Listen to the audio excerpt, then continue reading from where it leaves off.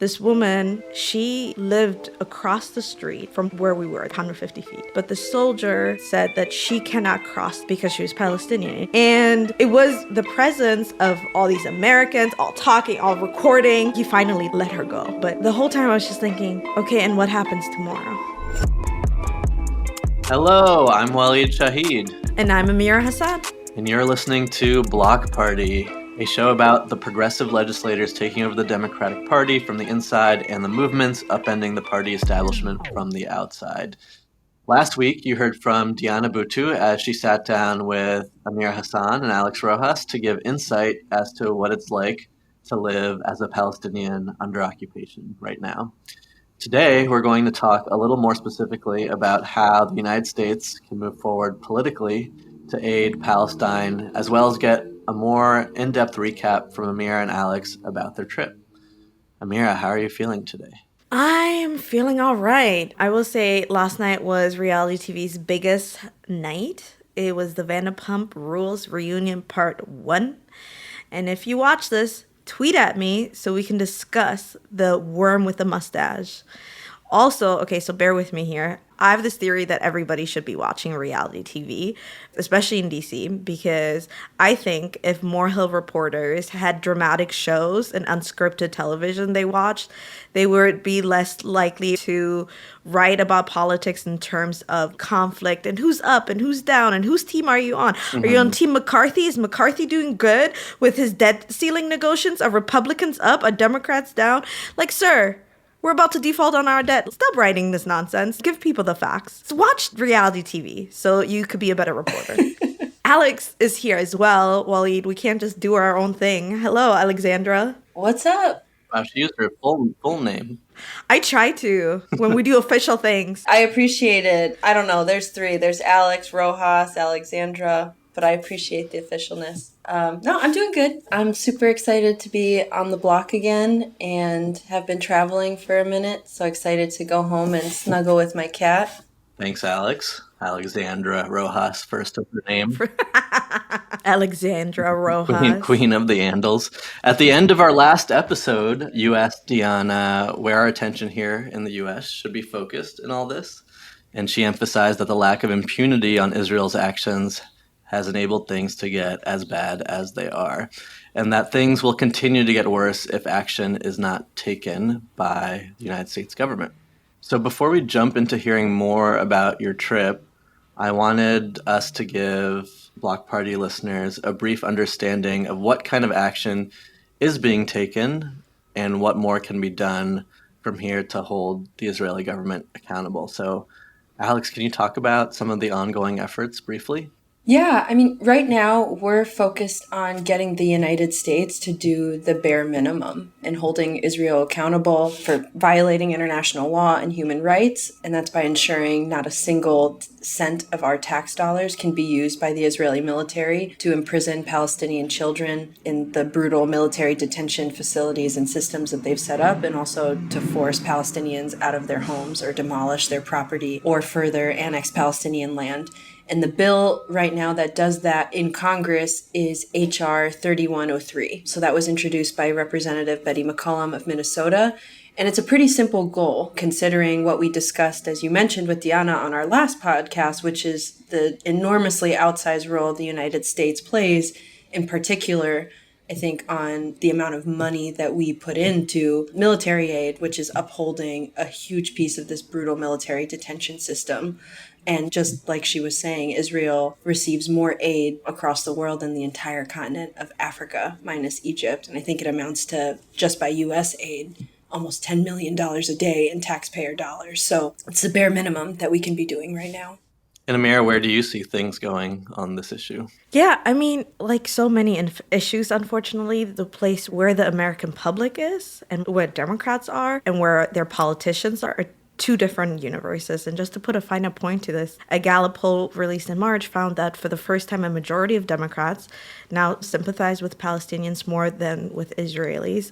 And as of 2019, 71% of Democrats said the United States should not give unconditional financial and military assistance to Israel if the Israeli government continues to violate American policy on settlement expansions or West Bank annexation. But unfortunately, in Congress, only 14% of Democrats are sponsoring the McCollum bill. And like many issues, you see these statistics and you're like, well, what gives? What's the story here? And you two recently wrote an op-ed for The Nation about the outside spending and influence of the Israeli lobby on American politics, which also brings into question the Democratic Party's position on Israel's military occupation. Could you guys talk a little bit more about the op-ed and what you hope progressives and Democrats writ large take away from your op-ed? So these polls actually tell most of the story that you just cited, which is that as sympathy and support from Democratic voters aligns toward ending the occupation and supporting Palestinian human rights, that is extremely dangerous to groups like AIPAC, whose entire mission is to uphold the status quo in Israel and Palestine. And so this massive spending from Israel hawks and groups like AIPAC, NORPAC, DMFI, Pro-Israel America on our electoral process in Democratic primaries largely is not only a threat to the human rights of Palestinians, but is also a threat to democracy in the United States because they are upholding an authoritarian far-right regime and an alignment that not only is in Israel, but across the globe. And so as the American electorate and the Democratic Party electorate is experiencing a generational shift on questions of racial justice, economic justice, gender justice, multiracial democracy, it's also experiencing those shifts on foreign policy and questions of Israel and Palestine, and that is finally being heard in the halls of power because of this new generation of leaders that is being elected by some of the people who are on the show. And so our strategy has been successful. The AIPAC network and their Republican mega donors are scared because they haven't really taken our progressive movement seriously until this past year as these numbers began to shift pretty rapidly. And I think they fear that the genie is being let out the bottle, the electorate is aligning with the electeds, and so AIPAC and their Republican donors are going to do whatever they can to discipline, punish, unseat, take out any Democrat who speaks out against the occupation and also makes the party more progressive and steadfast in its commitments to multi-ethnic, multiracial democracy as a whole. That's why AIPAC not only targeted people like Summer Lee, but also people who are pretty prominent in the party like Donna Edwards and Andy Levin, who aren't the most left-wing members of the party, but are pretty, mainstream Democrats. Donna Edwards was endorsed by Hillary Clinton. And Nancy Pelosi. Andy Levin has been, he comes from a family name that's been a long time in the Democratic Party. And so anyone who stays away from their line is going to get attacked by them financially or politically. Yeah, this is a question for the Democratic Party as a whole, not just the left and the progressive movement, because if they're going to take on Donna Edwards and Andy Levin, they're going to start to take on everyone from Ilhan Omar and Rashida Tlaib all the way to people like Pramila Jayapal and even people like Jamie Raskin and people who are a little bit more center-left. So we sink or swim together, folks. It's gonna sink your boat too, bitch. Yeah, I mean, what we hope progressives take away here is that, like Waleed said, the genie has been let out of the bottle. The squad is here to stay, and it's steadily growing because there's an electorate that wants a full-throated defense of multiracial democracy.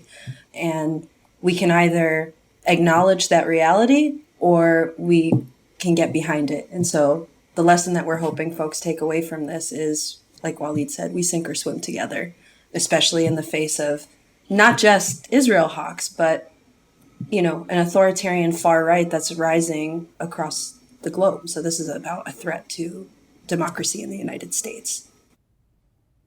So, Alex, Amira, you two had the chance to visit Palestine and Israel.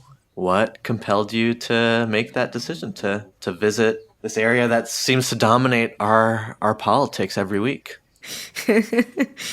Okay, honestly, I never thought I would be able to go. So when the opportunity presented itself, obviously I jumped on it. But truly, what made this, for me, a thing I wanted to really do was the fact that, I don't know, when somebody spends $10 million against a candidate, you start to become a little curious And you're like, what is happening here that you don't want us to talk about or see? Because literally that was a ridiculous amount of money to have spent against Summerlee and against a whole bunch of candidates, many of whom haven't even done very much on this policy area or topic. And like the fact that so many progressive people of color who run get spent against without having actually said very much on Israel or Palestine made me be like, I gotta go see. I gotta put on my detective hat. I gotta go see what's going on and understand for myself this situation. So that was me. That was why I wanted to go. And Alex, what about you? And also, like, what is the origin of this trip? Yeah, well, first I was going to say I want to give a big thank you to IMEU, the Institute for Middle East, for the opportunity and to what you guys are both saying of our understanding of Israel-Palestine, at least personally and through the organization, has been filtered so much through the constraints and the realities of American electoral politics. And so we were extremely humbled and grateful to have the opportunity to see the reality on the ground for ourselves in a much deeper way. I became executive director of Justice Democrats at 23 back in 2018 when my former bosses went to go work for Congresswoman AOC, and one of the first sort of cast of character villains outside of the Democratic establishment was this AIPAC network that popped up after the squad was elected. And since then went full mask off last cycle that, Amira mentioned, with AIPAC launching their super PAC and spending 22.5 million, I think, across 9 races. Yeah, in some ways, the political context of your trip to Israel and Palestine is not that you went to Israel and Palestine, but that Israel and Palestine came to you through the form of AIPAC spending on Democratic primaries. So now let's talk about the trip itself. Amira, from what I know, neither your arrival nor your departure from the Tel Aviv airport in Israel went smoothly. Can you give us the highlights of why your arrival felt so frustrating?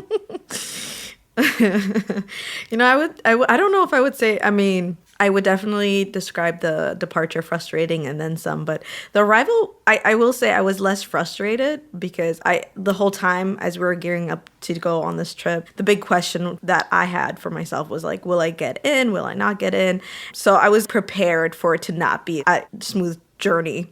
And because of my name, Amira Mahmoud Hassan, I knew I was going to probably get a little extra love and care on entrance, and I did.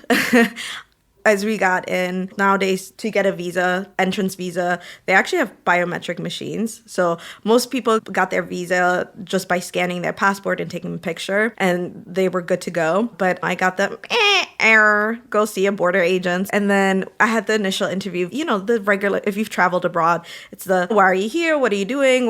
What's your purpose of visit? And what usually happens, you answer and then they give you your visa and your passport and you're good to go. But instead, she held onto my passport and was like, oh, can you go take a seat over there and we'll be with you. We just have a few extra questions. So, a few extra questions turned into one interview, turned into 2 interviews, turned into 3 interviews, turned into 4 interviews 3 hours later. And, it was a lot of the same repetitive questions of why are you here? Who are you with? But then there were some weirder ones like, why do you have this name? Who gave you this name? Write down your father's name, write down your grandfather's name. Things that are a little more specific than I think I've ever experienced. I went to Jerusalem in 2012 and also experienced a version of what you're talking about. And like when I left, when it ended, I was like, what was the point of all of that? Because the questions don't make sense.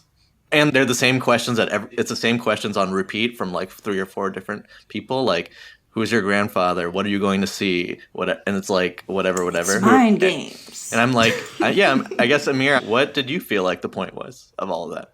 To waste my time. But what? Like, why? So that I don't come back. Yeah. I think the big thing, in general, minorities, when you go, if you're Black, if you're brown, and you go, I think there's this idea, like, it's to make you feel like you're doing something wrong. That's how I started to feel also. I was like, am I telling the truth about my grandfather? I'm like, Yeah. I'm like, why do I feel like I'm telling a lie here? It's like by the fourth time they ask you the same question, you're like, I must be giving the wrong answer. But yeah, it really makes you Literally. feel guilty upon entry for some reason. It had me thinking about my whole family tree over here and like being like, do I know my grandfather's name? What is my great grandfather's name? Do I know these Seriously. things? So, Jesus. it was a process, but after like 3.5 hours, I finally was let out and I made it into the country. So we celebrated with a selfie. I know you said that you were afraid you wouldn't get into the country, but did it occur to you that it might be hard to get out? Truly, I was so focused about getting into the country. I never thought twice about what the experience would be leaving to go back to my country. The majority of us were all flying back to DC, and then 2 folks were flying back to New York. And before you get to the security checkpoint, there's actually another security questioning line, but we didn't realize that. So we go up as a group and we ask this person, where should we go? And then he looks at our group and he's like, oh, you two. And he points to Rosie and Margaret, who both appear to be white women. Margaret's actually Palestinian, but based off of looks and names, they were like, okay, you two go over here, the rest of you go over here. So we get separated. And at first I was very innocently thinking, oh, like, it's probably because they're going to New York and the rest of us are going to DC and we're going to different gates. That was my thought process. But then we get in line. The lines are like right by each other. Our line is not moving. I'm starting to look around and I'm like, that line is all white people. And this line is everybody else. What the we stand there for 40 minutes, nothing. At this point, I'm getting really, really upset. I was like, literally, I'm in a four colors and a whites only line. This is in 2023. And this security line is basically you get asked questions like, what did you do? Where'd you go? Same spiel as before. But now what they do is you get a number sticker on your passport, and the first number of that sticker basically denotes how you're going to get treated once you go through security. And there's the options of 1 through 6 essentially, and 1 being like no risk, you're Israeli, you're white, you're not going to get searched, you go through regular. And then there's the middle ground. 3, 4 usually means like foreigner but like white and fine, you'll go through. And then 5 usually means like friend of a Palestinian. You'll get a little extra love, a little bit more attention. And then 6 means red alert, Palestinian. And then there's also layers to that 6. Alex and I both get 6s. And the rest of the group doesn't. And then we finally get to security. And the moment security sees the number on my passport, they're like, okay, you come with us. Alex was in a different security line. So once I got walked over to the little extra security corner, what they do is they go through all of your stuff. And when I mean go through, I don't mean like what TSA does when you leave your water bottle and your purse or something. This is like they literally take every item out of your purse, out of your bag, out of your carry-on, whatever you have with you, take it apart one by one and look at it and relook at it. And I mean like the lint in my purse pockets, the old cough drop that has been sitting there for 5 years, all of it gets inspected. They made me take off my shoes and maybe put on these little things that you wrap around your shoes. And then they're like, sit there. By the way, Alex gets finished and they tell her to start packing up her stuff and she walks away. So I'm thinking it's going to be the same thing for me. We both got 6s and there was nothing else that happened for her. And then my turn comes around. They're like, okay, go into this x-ray machine, come out of the x-ray machine. And they're like, okay, we're going to do extra padding down. You can come into this fitting room area. It was like this little fitting room basically with a little curtain where they were like, we're going to pat you down. Yeah, I just didn't like how we couldn't see you. It was like we saw you and then like you turn away and then you're gone. Yeah. And it was the same thing getting into the country, which is why we wanted to stay. No, but there was so much comfort in knowing you guys were like right out there watching. I made Quenisha take like a picture of me before like putting on the booties and it kept me feeling safer. I know you guys couldn't do anything, but it did make me feel safer. So they do a pat down and then they do another pat down and then they're like, do you have piercings? And I'm like, I'm wearing a bra with an underwire. That's about it. And like my zipper on my pants basically. And then they're like, okay. After the 3rd pat down, they're like, okay, well, we're going to have to ask you to take off your bra and drop your pants because the wand beeped. And I'm like, Right. So it'd be in the area that I told you there was a wire and my zipper that checks out as areas it would beep. And they're like, well, regardless, we're going to ask you to do this. So I'm like, okay, I can't believe this is happening to me, but okay. So then I take off my bra, drop my pants, which, I was like, buy a girl dinner first, I guess. And they do the whole thing again, pat me down again. I'm like, very upset at this point, but I'm eating the shit. And they literally physically take my bra and check it again. And then they come back in, and by this time it's two women who are doing all of this, and they're like, okay, we're gonna have to pat down your hair now. They do that, and at this point I really, really lose it. I'm very upset, and I'm like, what is the purpose of this? What is the point? What else do you want me to do? Do you want me to bend over? What do you need me to do right now? Because the whole time she's just like trying to pretend like this is normal. None of this is normal. Like none of this is okay. And my Americanness really started kicking in at this point because I'm like, listen, I am going to my own country. Why are you doing? You have not provided a single explanation as to why any of this is happening. She's like, you don't have to be like this. This is just my job. Finally, I get my stuff back and I get my bra back, and she won't leave the room. I'm like, could you step out, please, so I can get dressed? And she refused to get out. And I just pull up my pants. I'm like, I'm taking my bra. I'm walking out of here. I'm done. I don't even need to pull out my bra. F you. So again, I have to repack all my stuff just so I can finally leave this area. And I felt so bad. It was me, and then there was this other man. And this man, bless his heart, like as upset as I was, at least they let me go. Him, they told him he could go, but his stuff wasn't gonna go with him. It's so arbitrary. I'm sure you felt like this sometime in your life, Waleed, where you're so angry, you just have a knot in your throat, and you're like somewhere between crying and screaming. And I felt so humiliated and debased and just dehumanized in this process. As many jokes as I've made, I walked away physically and mentally shaking with so much anger and rage, and there was nothing I could do. But I knew at least I have a choice that I can make. Like, I was going back home, and I have a choice to never, ever, ever in my life go back and experience that, because I don't have to. I don't ever have to feel that way again. Like, I actually don't have to ever feel that powerless and humiliated, because I don't need to live there.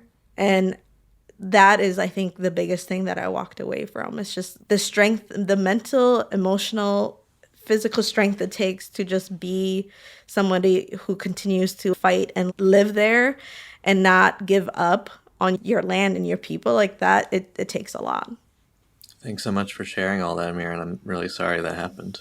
That sounds really, really horrible, and yeah, I can imagine how that could stay with you. I'm also like, when she said the thing where she was like, I'm just doing my job, it's like part of the feeling of like anger and crying is like knowing that nothing is going to change. Like, like there's no one to complain to.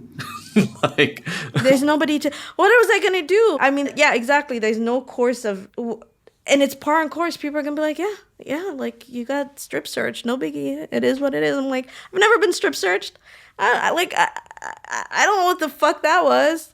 I've never been told drop your pants and somebody just like touch you. What the fuck?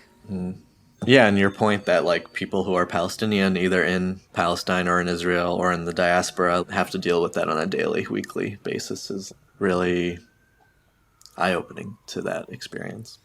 It's really eye-opening, and it's just the supremacy, like I think that we were also not treated well because we were Black, like or people of color. Like, our delegation was majority Black and Latinas, and that also very, very, very much colored the experience. I think besides your name, we'll have maybe also a very different experience if you are a white American. Maybe there will be a level of how you are treated and dealt with that is just going to be different. So, that's something also that I walked away from. It was like supremacy. Right? Like supremacy is supremacy. The idea that one people is superior to another, that means that a whole lot of people fall into that other category, not just Arabs. Thanks again, Amira, for sharing such a messed up story about what happened to you. And without downplaying the severity of that, I also want to turn to what it's like to be Palestinian and experience that sort of oppression, subjugation, dehumanization on a daily basis. You visited Jerusalem, you visited the West Bank, you visited some of the mixed cities. So it was a really packed trip just for 10 days. Let's start with Jerusalem since you stayed there. Alex, what was your biggest takeaway from the time that you had in Jerusalem? Well, there was a palpable tension in that city because it's a place that means so much to so many, and it was really surreal just to be there. And so the tension of acknowledging that weight while knowing that same weight is used as a justification to oppress and restrict the every movement of Palestinians was a lot. We ended up staying right next to the old city. Like, we got to look outside of our Palestinian hotel, and literally right outside the window every morning was the old city walls. It was beautiful. And what we learned was that the old city is not a historical site. It's a living city. It's an active marketplace. It's where 12,000 people live with their families still, Palestinian, Israeli, Jewish, and what we've learned from lots of people from all over the world. And so that was striking to me, as I feel like a lot of times we think of the old city as this historical site. It's a living, breathing, bustling place. It's a living city. And the person that walked us through grew up as a child in the old city as a Black Palestinian, living a family of 8 with like other families of 8 in like a one-room place. And so his childhood story of growing up was one of being surrounded by so many different ethnicities, religions, and everybody because of the close proximity to one another, breaking bread. So hearing about his story and how this is somewhere where he's grown up, we knew every sort of nook and cranny, was crazy. And then I'd also say that this was the first time we saw settlements. And obviously the settlements in Jerusalem in this old city looked very different because everything is much smaller and packed together. And I just remember some of these settlements where you walk in and it's filled with complete sewage. You don't even want to breathe because of how bad it smells. There's trash, oils, people just throwing whatever out there. Yeah, settlers took over this building, and you think that it's because they're gonna like live in it, but the reality is that they're not really living. Like, nobody's really living in it, but they are holding it hostage so no Palestinians can live in it. So, that's the thing. There are settlements that are like really, really nice, and then there are outposts, which is just like, was completely uninhabitable. This one is just like truly ideological settler cowboys who are like, I'm not living here because I enjoy living here. I'm living here so I can take this space from you. In the old city, this was a home that was owned generationally by Palestinians. And it was, what also happens, this is kind of part of the propaganda machine too, is people will be like, oh, look, Palestinians don't know how to take care of these spaces because look at how they keep it. But, it's like a multifaceted thing. These were occupied homes, but they were clearly occupied because you didn't want someone to be there, not because you enjoyed living in shit. And those were the types of settlements that we saw in Jerusalem, one of the most holiest places on earth, right? Yeah.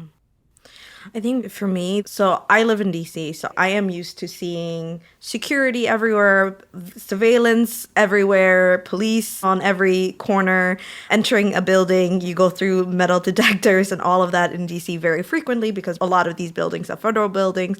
So I'm used to being around a lot of surveillance, but I was taken aback by how much surveillance, security camera, the big Damascus Gate, which is the big main entrance to enter the old city. I have never seen that many cameras in my life. And I am around national monuments all the time. And I've never seen that many. The sheer amount of guns, military, and surveillance took me back. That was what really stood out to me. Yeah, one of the most bizarre and unsettling things about my own travels to Jerusalem are like, it really feels like the best of times, worst of times, because there's so much history and beauty, and then there's so much just sad state of the occupation and discrimination that you witness all around you. And so, Amira, one of the first questions I asked you when you got back is, because the city is so sacred and holy to people of many religions, if you had an emotional experience at the Al-Aqsa Mosque and the Dome of the Rock, because very few Muslims get to go to see it. So, yeah, how was it to be there? Yeah, I mean, it was definitely very surreal. And as I was experiencing it, I was like very out of body. I was like, this is what people call out of body. Like, I'm here, but I'm not here. And when you first enter, it's a compound. Like, so you have the Dome of the Rock, and then you have the actual Al-Aqsa Mosque, which there are two separate buildings. But it's a huge compound with beautiful trees, and you walk in and the initial reaction was like, wow, this is so peaceful. We went on a day where it was not busy. It was a hard day to be in the old city because it was raining. So, but on the plus side, we had the place really to ourselves, relatively speaking. So, I'm walking and it's just breathtaking. It's gorgeous. And then I get to the Dome of the Rock and I'm like, oh my God, I'm here? What?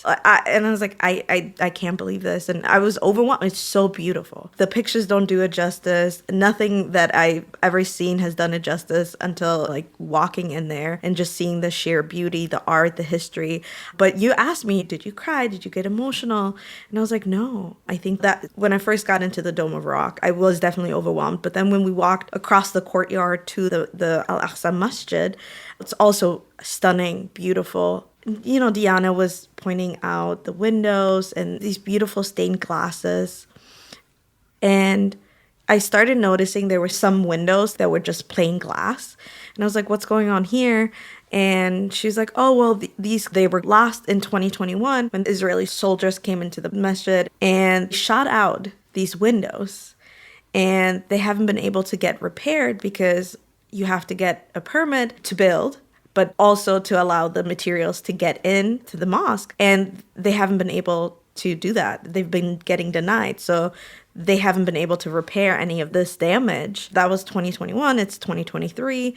And I don't know why. This was, I guess, naivete, but I didn't think that people would damage historical sites. I guess, I don't know. There's an inner, like, historian, librarian in me who's like, no, like, this is, not just sacred for religious reason, but because it's really old and ancient and important to everybody. And so that was really what, like, over and over again, just seeing the destruction and the just cavalier, at best, what could be described cavalier attitude towards preserving history really took me back over and over again in the old city. And seeing soldiers with like guns walking around any place of religion or solid, like it feels so wrong that I couldn't even be in the space, There were multiple sites like that. We went to go see where Jesus was laid to rest and his catacomb and graffiti on the wall. Someone had told us at the church that he visited Arabs out. Yeah, exactly. Like very racist graffiti. And we were told that the week before we got there, the church, one of the main churches that Jesus went to, was almost set on fire. So it's pretty crazy. It is one of the most holiest places on earth. People do, I feel like, outward see it as a historical, but it's not treated that way. And it's a living seating with many, many, many people still living in there in horrible conditions, in violent conditions. Yeah, unfortunately, in the long arc of a civil conflict, symbolic and holy sites are often the first to be attacked or part of the skirmish. But intellectually, I know, but it's it's different when you're like, what the like, fix the window. Yeah. Why would you not preserve this? When the New York Times wrote about Obviously, it's like a weird thing to focusing on windows versus people, but that stained glass is probably worth many millions of dollars in Yeah. like historical prestige that it holds. And just, yeah, it just has historic value. It does, and I couldn't get over it. I saw a lot of stuff I can't get over, but the windows really stayed with me. Yeah. Ross, you mentioned Jesus. Would you like to explain to our listeners who that was? Maybe people don't. You're not serious. He's a Palestinian Jewish. He was a Palestinian Jewish civil rights activist. Amazing. Who cared a lot about inequality. Anyway. Wow. Sorry. I have to lighten the mood.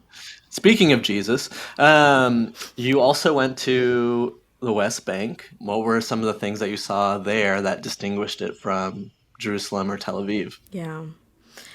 Yeah, I mean, we felt the tension in Jerusalem, but in the West Bank, full examples of settler colonial violence and just outrageous violations of human rights, left, right, center, everywhere you looked. And it was very explicit.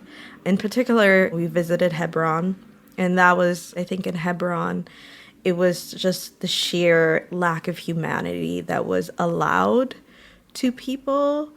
It just hit you over the head over and over again. And there are just so many examples. First, upon entrance, there's the entrance into the occupied part of Hebron. And it's this full-on jail setup. If there was a lot of guards and security and surveillance in Jerusalem, this was just full-on military occupation. And at this one gate we were at, what I initially thought was a camera pointing at us, because it kind of looked like a camera. And then on closer look, you realize, it's a machine gun. It's a computerized machine gun. It was a computerized machine gun, app operated, by the way, just pointing at us. That was overwhelming already. And we hadn't even started the tour. We entered the market, and Hebron was a thriving center of like Palestinian commerce at one point. 800,000 Palestinians used to live in the city before it was split. And these markets were just huge. There was the gold market, there's the meat market, like thriving, bustling. That has completely been disrupted and almost annihilated. There are so many shops been forcibly closed down. And the shops that are there, to live and to sell, they had to put up this netting. We were like, what's up with this netting? Netting and metal sheets. Right. So, but there, like one area, like the initial area that we were in, there was mainly just netting. You could see that there's stuff in the netting. There's rocks, there's wood, there's a bunch of stuff up there. And we found out it's because settlers who have taken over some of the Palestinian businesses and houses on the second floors toss rocks and glass, whatever, to hit the folks below them. We kept moving through the market, and then there were areas where you started seeing metal sheets above the netting as well. And we're like, oh, well, what's the change? Why is there metal up here in these areas? And then we found out that it's because liquids get thrown down. Our tour guide was like, what liquids do you think? I was like, I don't know. It's probably something disgusting, like people's bodily fluids, maybe. I don't know. I was thinking this is immature stuff, but no. It ended up being so much worse. He described how actually there's acid that gets thrown down and hot oil. So this is not just to humiliate and embarrass. I mean, it's like truly to do harm to the Palestinians who live below you, the shopkeepers. Or children that walk by, yeah. Then the children, this is all out, we want to harm you kind of stuff. And that really, I keep saying this shocked my conscience, but it did. And then we heard the stories of some of the shopkeepers, and there was one particular shop where our tour guide was telling us about how the shopkeeper was taken out of his shop. They tried to buy his shop and he refused to sell it.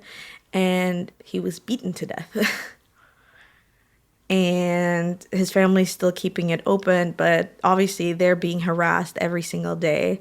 So on top of having lost their father, grandfather, a member of their family, they also have to worry about their own safety and their livelihood. And there is no justice that can be sought. There's absolutely nothing that can be done to get anything for the life that you lost. As we're hearing this story, we start walking a little further and we come up on the scene where this elderly woman, she's signing to the soldier, and our tour guide and Diana actually started talking to the soldier, and they're going back and forth, and Diana was like, actually, can you guys start recording? So I'm like, great, don't have to tell me twice, I'm ready. We all start recording the scene, and they tell us that it's this woman who was disabled, she was deaf, she lived across the street from where we were, 100 feet, 150 feet. But the soldier at this crossroad said that she cannot cross that street because she was Palestinian. And he decided that today she just wasn't allowed to cross that street anymore. And watching that scene unfold, to me, I really kept thinking, I kept saying this too. I kept just thinking, this is what our money, our taxpayer dollars are paying for, this harassment, this denigration. Why wouldn't this woman be allowed to go into her house and cross the street that is right there? Her son's calling her from the window saying, my mother needs to get home because can't hear, we just want to eat dinner. So they're arguing, they're going back and forth. This soldier is actually holding steadfast and not allowing her to go. I remember at that time, I thought that he wanted her to go walk a different route. But then I later found out that actually there was no other route for her to take. What actually would have had to happen is that she would have had to just wait until shift change of soldiers to then see if the next soldier would allow her to pass and go to her house. There was nothing else she could have done. There was no other way to get her to her home that was literally within a jumping distance. And it was the presence of all these Americans, all talking, all recording, that brought the soldier's superior. He came, and then he started talking to Diana and Isa, and then he was like, it's fine, she can go, because he tried to diffuse it, because, I think he saw the situation for what it was. Not that it was unjust, but he saw that it was being recorded by a bunch of tourists. And so he finally let her go. But the whole time I was just thinking, okay, and what happens tomorrow? What happens the next time there are not a bunch of tourists here? She will just have to wait until somebody allows her to get to her home? What? I was shaking. I remember I was actually shaking in anger. It was one of those moments where it's like, you just have to be like, I can witness this, I can record it, but I can't use my American privilege to get loud. It was one of those moments where I'm like negotiating within myself. What can we do? Actually, we should sit back and not make this worse for somebody. We can't make this worse for her.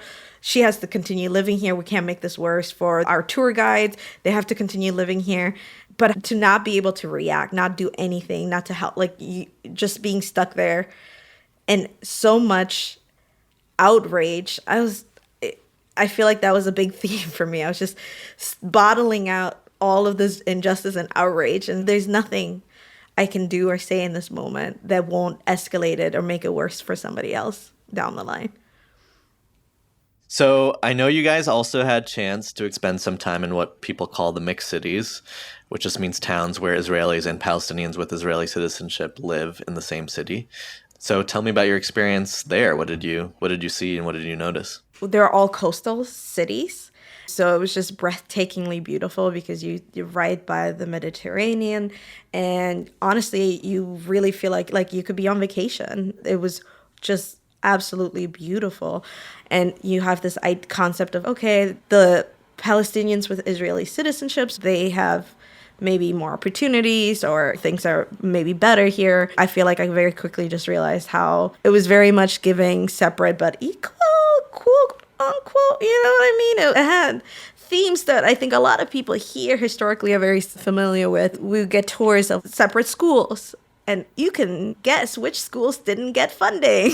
You would have beautiful community centers, and we're being told, oh, these community centers, oh, we weren't allowed to use them. And then we had to fight to try and get to use them. And now we get to use the basement floor on these days. And that basement has like mold and like, I you want know. to ask a question about that because, like, obviously we have systemic racism in the U.S. and like we have segregated cities and New York, Milwaukee, every city in the U.S. is segregated. Right. Is this like a different level of segregation that what you're talking about? Or is it similar to what you've experienced in the U.S. also? It's different because, well, I think there's a lot of like de facto segregation that is built into urban planning and all of those aspects. I think urban planning there has been taken and perfect for segregation. But it also is literally like you could be like, Arabs not allowed. So in that sense, it's much more on par with our historic segregation here versus like now you would get slapped with a discrimination lawsuit if it goes anywhere or whatever. It's different. So I think the explicit nature of the separate but equal is still very much It's not like more white present. liberal segregation. It's just regular Like segregation. yeah. Got it. It's just regular. It's just like it is just like pre-civil rights segregation. Which, you think you've read about and you can understand, and then you actually see it and experience and feel it, and you're like, oh yeah, no, I don't know shit about segregation. Actually, I have not experienced that. You two also visited with the family of Omar Mana, a 22-year-old Palestinian baker who was shot and killed by the Israeli army last year inside the Daishe refugee camp. Alex, can you start and let us know what that experience was like? Yeah, we went to the refugee camp and we were invited into their home, and we received so much coffee, so much love and hospitality. You could just feel it the moment that you walk in. And we were sitting with Omar's mother and his two younger siblings that were present. And as we were hearing about the life of Omar, talked about how he was born on April 17th, which wasn't too far away from when we were there in mid-March. Amira told me that he was an Aries. He was an avid boxer, or he just really enjoyed working out. He was known to everyone in the community as being a really sweet, charismatic, and just beautiful, very responsible young man who had very big dreams and had been able to go to Europe once, but came back and was like, I love being here, but had dreams and ambitions that were so much bigger than just the confines of where he was staying. And yeah, the more and more we were sitting and hearing the story, it is really a mother who lost her son and just had to recount the horror and terror of losing your child, and not just losing him in this extremely brutal way, but his entire life at every point was impacted. Even before this, experiencing so much loss of your childhood, of your teen years, and every time trying to reclaim pieces of your life at those ages, but getting knocked down. Before he was even murdered, he was beaten so badly that he had a lifelong disability from that. And he had been detained multiple times. And him going outside was to protect his siblings that he was worried about. And then he dies at 22 years old.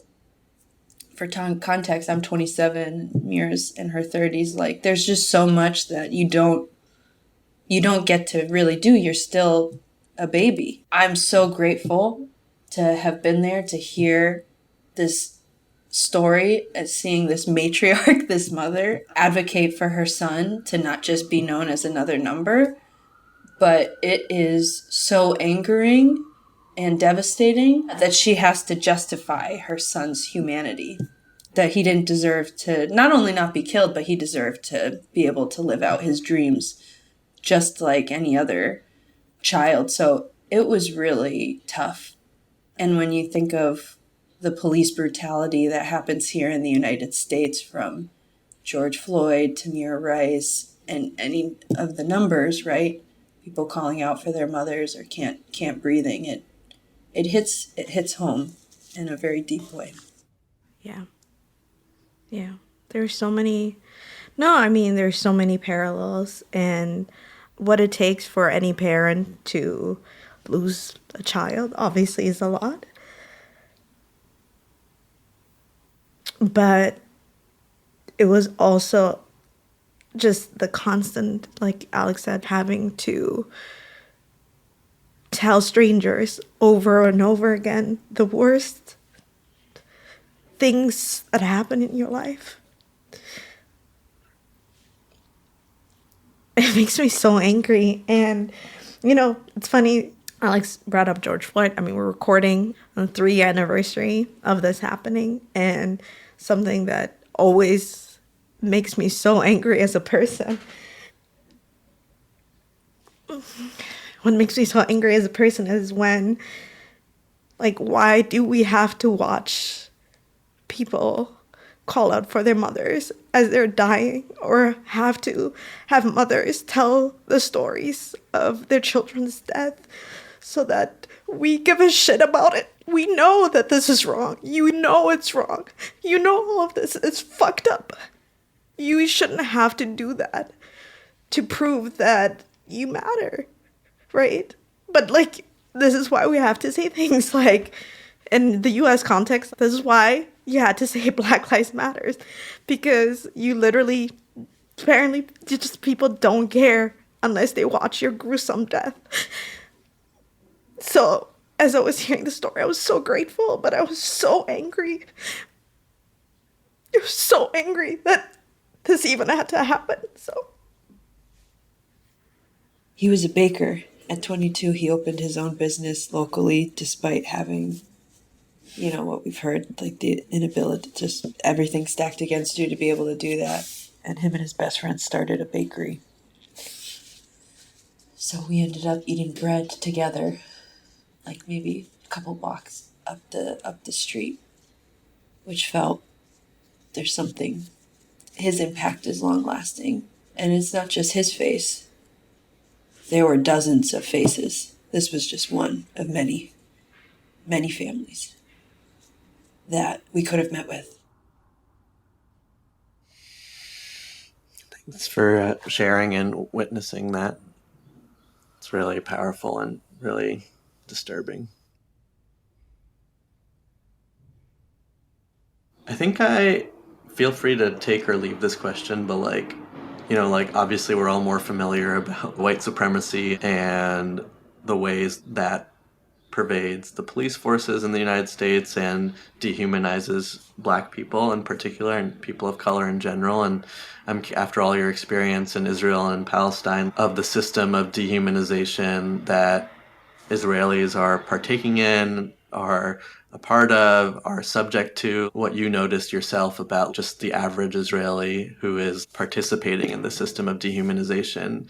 Because you brought up racial justice and Black Lives Matter in the US, and I just wanted to hear a little bit more of, what do you think is happening on the Israeli side that makes these things so invisible?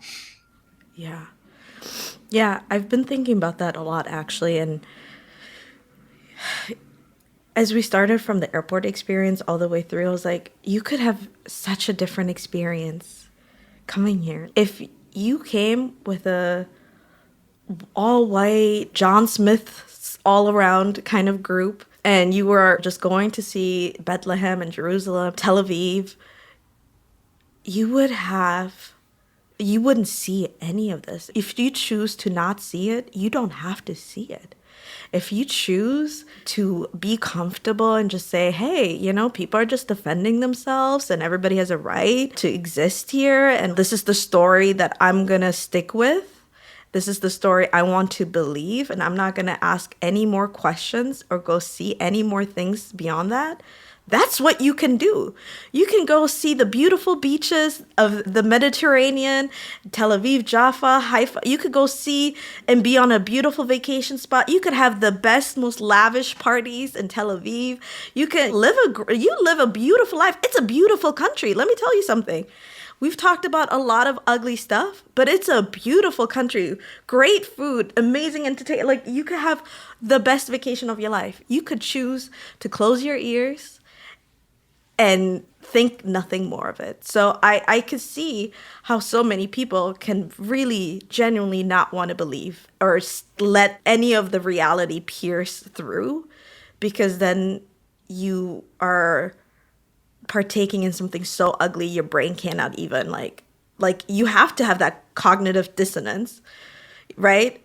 Or the ignorance is bliss. I feel like people have to pick that path, like cognitive dissonance, and explaining that actually all of that is false propaganda. And you know how people do it here, the right wing media does it here. False flag, this is all bullshit, it's not real, it's all a lie, this is not actually happening, this is doctored videos, right? Like you could go that route of just straight up denying reality, or you do something in between where you're just like, oh well, we have to defend ourselves. And this is the other thing people said. We were like, do people, like, you know, Israeli citizens come and see this?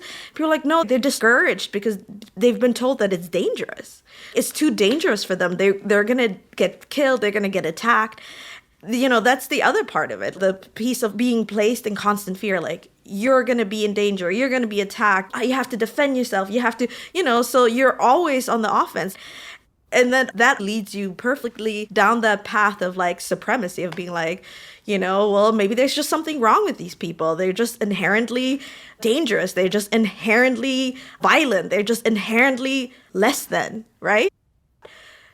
We see the story over and over again. That's what I walked away with. As an outsider, like as a tourist, you could choose to not see any of it and have a wonderful fucking time. Let me tell you, beautiful location, beautiful country, great food, all of that.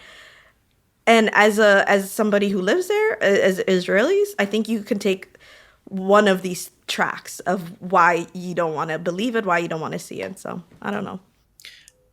Alex, did you have any reflections on what the Israeli perspective is on this and what leads to this level of dehumanization? I think, like what Amira said, they don't even have the opportunity in a lot of ways to really see it head on. Like when we were there, they were already starting to build tunnels so Arabs don't drive on the same highways anymore. And there are versions of that exist right now above ground. There were walls going up as we were in Jerusalem going on those highways, so that literally you could experience going to Jerusalem, one of the most holy places on earth, and not see any Palestinian neighborhoods. But like Amira said, you could go to all of these different places throughout the country and not see it at all. And my grandmother on my Colombian side, she went to Israel with her Colombian church group. That's why I kept mentioning the historic sites, right? You can have a completely different experience just visiting the old city, going to the Church of Nativity and Bethlehem. There's so many of those types of tours. We saw tour buses everywhere, right? And when I came back and I told my grandmother what it was like being treated at the airport, what it was like just even looking ambiguous there, what I saw, she was devastated. She just genuinely had no idea. And again, she's older and she's close to 70s. But it just, if you just know Israel for like what is projected out from churches and what we project about Israel to the rest of the world, like, yeah, you don't know. And once you know, it's hard to unsee. And it's unsettling in your soul because you know that it's wrong. So I don't think that Israeli citizens get a chance. And I think that there's so much infrastructure that has been advanced in the media and physically, like in society, in all these different ways that you have to go above and beyond to disassociate completely from that. And then when you do, the laws are set up for you to get targeted.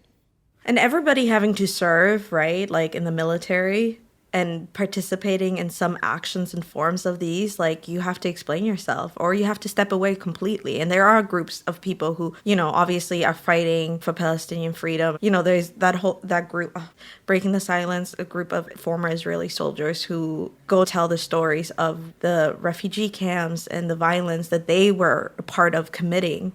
And the whole system built on having to participate, and then either you have to live with the fact that you've recognized that it was wrong and make as many amends as you can with yourself, or you have to double down on the wrongs and say, well, like, this is what we have to do because they're less than, right? Like, as a person, you have to tell yourself a story, and it really like, it depends what story you choose on what you end up seeing.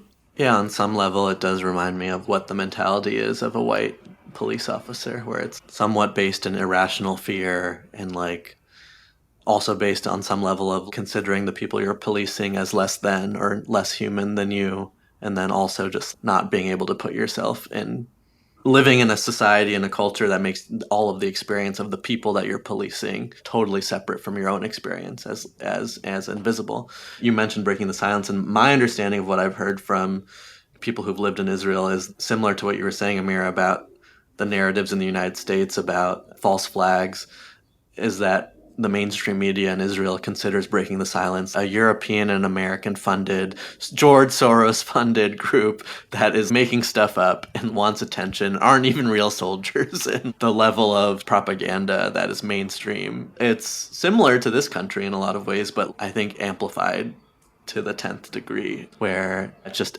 even criticism of the Israeli government from Jewish Israelis is you are no longer considered Israeli on a fundamental level for airing that kind of criticism. So I wanted to ask from Palestinians, whether they're living in Israel or in the West Bank or Gaza, or in Jerusalem. Obviously, the perspectives are different from what level of the occupation you're part of, what tier you're part of, but I'm curious, given the high levels of in Israeli public opinion and Israeli society, high levels of support for the status quo, is the sentiment amongst Palestinians you were able to talk to that Israelis will have to stand up against their own government, or that pressure will have to come from outside? Over and over again, people told Amira and I, without knowing anything about what we do at Justice Democrats or in our work, that the positive shift that they've felt in U.S. politics, particularly over the last 5 years, has moved miles and miles on the ground in Palestine. So I walked away knowing how big the United States role is in obviously funding a lot of the military aid that Israel gets, but also the diplomatic cover that we give. And I do think a lot of it is a combination of different things because there are so many layers here. But I think a big thing that felt really palpable is that we give so much cover for this violence and the funding of this violence and the perpetuation and the enabling, as Deanna put it, that it feels like outside pressure is what needs to happen, because Israel's biggest export is weapons and using Palestinians as guinea pig to test some of the most advanced weapon and security technologies policing in the world. So I definitely think it's outside pressure because we're funding it. Yeah, no, I agree. I think it was made clear to us that the view is this has to come from the outside because it's also being enabled from the outside. I think that's what it boils down to. As we discussed in the last episode, Netanyahu's very right-wing government coalition is getting bolder and bolder and bolder. And each time it isn't stopped, there aren't any consequences to it. It just gets worse. And I mean, we see this here. We've talked about this when we talked about January 6th on the podcast, right? When there's no accountability, when there's no consequences, people are emboldened to do worse or make up more stories about how everything else is false. And I think it's the same thing. And I will just amend what Alex said. We were told the reality is that shifts in American politics in either direction and can change the reality on the ground. I think we laid out all the reasons on the other episode as to why we talk about Israel-Palestine, and it's because it receives so much funding. Well, one thing I wanted to ask about that in particular, maybe this didn't come up at all. I don't want to get into a big debate about Ukraine and Russia, but like for the past few years, we've witnessed immense amount of support for the Ukrainian resistance against the Russian occupation of their country. And I'm curious if Palestinians see that and wonder, why not us? Oh, they sure do. They sure do. It hurts. It hurts. It absolutely hurts. They see it and obviously very much resonate with the occupation of their land and are why for 75 years do we have to wait to be able to hear about our occupation, and not even just hear about it, to even acknowledge the existence of it, and that you can obliterate 20 people in a second and have the United States provide cover for you. It's a very unique and horrible position for them to be in, and watch it happen all over the world. And you know, and I think, yeah, like, not even prioritize diplomatic measures as well in the same way. Like, again, the United States being the enabler for war, weapons, and occupation, with very, very little to say about diplomatic reasons, or using the full force of the United States to put pressure on diplomacy or protecting human rights. As I've had to learn more about the occupation because of the nature of the work, just learning about the different ways the occupation shapes Palestinians depending on where they live, whether it's a mixed city or not a mixed city, or the West Bank, or near a settlement, or near Gaza, and just the very different ways that the occupation, or whether you're in diaspora and don't live in Israel-Palestine, like all of that stuff, while it's all the same, it's also all different based on where you are living. And so I wanted to ask you about what your insights were into the occupation that you feel like you were not able to learn from just reading about it in the US. By going there, what do you feel like was, the biggest insight you've gained? I mean, I think for me, there were so many moments where I was like, I would have never understood. I never would have understood this and felt it unless I saw it and had this opportunity. And I think for me, a lot of that is just around the freedom of movement, and also feeling the guilt and understanding the heaviness of how much this is truly American backed. I think that we do this work and we talk about this issue through a very political electoral lens a lot of times. And sometimes, a lot of times people here feel like, oh, this is like, okay, well, you need to have the Jewish progressive groups speaking out to this. This is like not in my name, right? And this is not something that you can involve yourself in unless you're Jewish or Palestinian. And if you're just a regular old person, like, shut the fuck up about an issue you don't understand. That is the general energy here, right? And I think going there and just being like, no, bitch, like, if you're American, you got to give a shit about this. Listen, because a whole lot of this happens, not just with our money, but like in Hebron, it's an occupied city. One of the main roads, the settlers call it Chicago Street. I think little things like that, where it's like Chicago Street. And when we were walking up the street that we were only allowed to because we were US citizens, and like Palestinians are not allowed to walk that street in their city. Somebody asked, what's up here? The guard was like, oh, there's like Chicago deep dish pizza, obviously recognizing we're Americans. And I was like, I just got this like, ugh. Okay. And then there's other places where it's New York using American city names. And on our way out, the person at the checkpoint going up to the airport, she got on the bus and she's like, oh, where are you guys going? We're like DC. And she was like, oh, I'm from DC. It's just the amount of just not just American money and diplomatic influence, but literally so much of this. You can't just ignore this because literally it's an extension of America, it seems, So that I don't think I would have fully understood unless I got to hear and walk and understand what Chicago Street is about.